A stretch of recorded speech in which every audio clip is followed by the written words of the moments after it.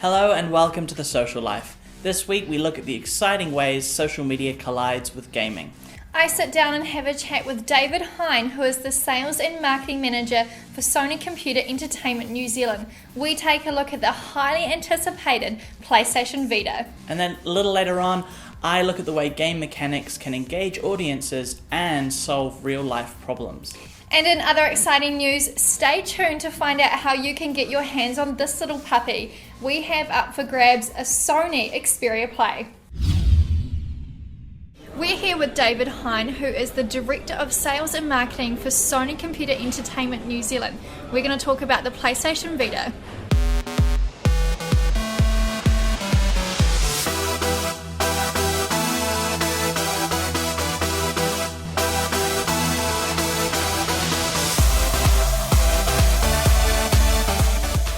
I guess what you should really compare it to is if you looked at the PlayStation Vita to PSP is what the PlayStation 3 was to PS2. There is such a variety of ways that you can play games, that you can interact with the console. It's not just a touch screen, which, let's face it, a lot of other portable devices have, but it's also got a touch pad at the back. It's got dual analog sticks, plus it's 6-axis control, also with dual camera.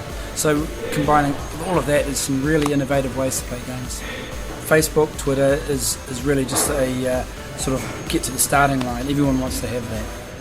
But for example, you've got things like applications called NEO, location-based gaming, where, for example, you might be playing your favourite game. It might be, for example, GT, and you're playing that at a bus stop. You can set a fastest time for a track at that bus stop, and then your friend or someone else can come along, realise that you've just played that, beat you on that track, and then you'll get a message back to say someone's just beaten you.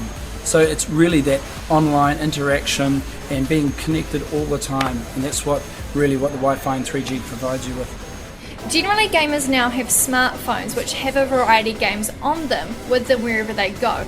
So why would they want to carry another gaming device? You can't really compare, I think, a smartphone game to what PlayStation Vita is going to be able to give you. The games that you've got with PlayStation Vita are so rich and immersive that it really is a gamer's console. You take Uncharted Golden Abyss, for example. You can't get a game like that on whether it's an iPhone or a Sony Ericsson Arc or something like that. It really is immersive and rich, and the ways that you can play, other portable devices really can't match. I can play online with the Vita, and I can race against or play against someone who's playing on a home console. That sort of cross-play has never been possible before, and that sort of interactivity between the Vita and the PlayStation 3 is what gamers are just going to absolutely love.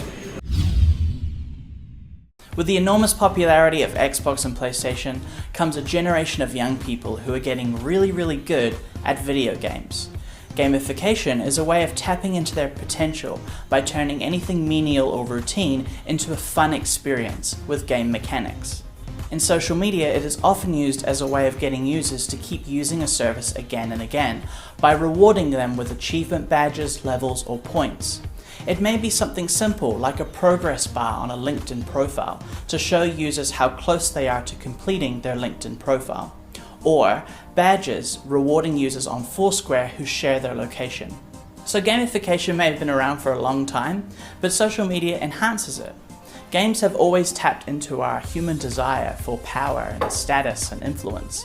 And when you combine this with social media, you're giving people the ability to display their power, status, and influence to their social network, right? So people are showing off their trophies and badges and points to their friends.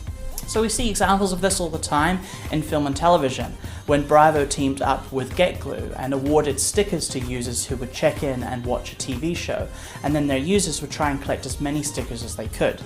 But what would be awesome is to see how gamification can move beyond film and TV and beyond the couch to maybe, just maybe, solve real-world problems.